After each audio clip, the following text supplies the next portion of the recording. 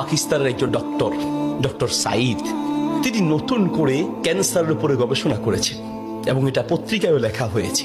তিনি ক্যান্সারের নতুন একটি বিষয়ের উপরে গবেষণা করেছেন এবং এই গবেষণার জন্য তাকে পুরস্কৃত করা হবে। এই জন্য তিনি নিজের দেশ ছেড়ে আরেকটি দেশে যেতে হবে। তিনি সেই দেশে যাওয়ার জন্য বিমানের টিকিট কাটলেন। তিনি তার জীবনে দোয়ার যে ফল, দোয়ার মাধ্যমে যে কি করে অসম্ভব সম্ভব হয় তার বাস্তবতা তিনি নিজ মুখে বলছেন যে আমি বিমানের টিকিট কাটলাম, বিমানে উঠলাম, মনে বড় আনন্দ। দীর্ঘদিনের গবেষণার পরে আজ আমি পুরস্কার পেতে চলছি। বিমানে উঠার পরে 1 ঘন্টা কোন রকম বিমান চলার পরেই আমাদেরকে পাইলট বলল যে আপনারা বেল শক্ত করে বাঁধেন, কারণ বিমানের যান্ত্রিক ত্রুটির কারণে সামনে আগাতে পারবে না। আশেপাশের যে কোনো একটা এয়ারপোর্টে আমরা সুযোগ পেলেই সেখানে ল্যান্ড করব। তিনি বললেন। কিছুক্ষণ পরেই বিমানটা ল্যান্ড করলো। আমি একেবারেই ভেঙে পড়লাম যে আহা, আমার বোধহয় যাওয়া হবে না।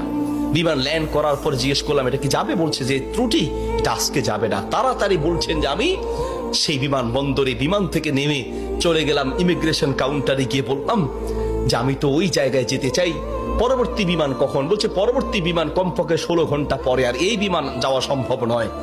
তাহলে আমি কি করব?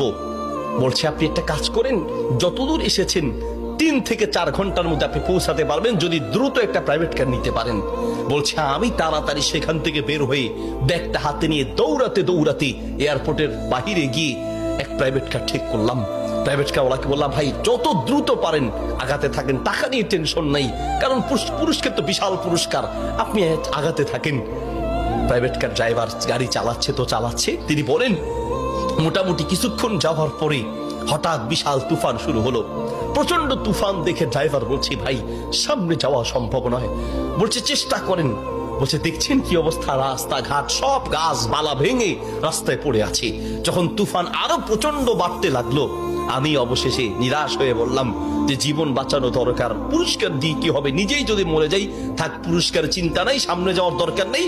আশেপাশে বাড়ি ঘর দেখলেই কোন একটা বাড়ির সামনে গিয়ে দাঁড়ান, বাড়িতে গিয়ে অন্তত নিজের জীবনটা বাঁচাই।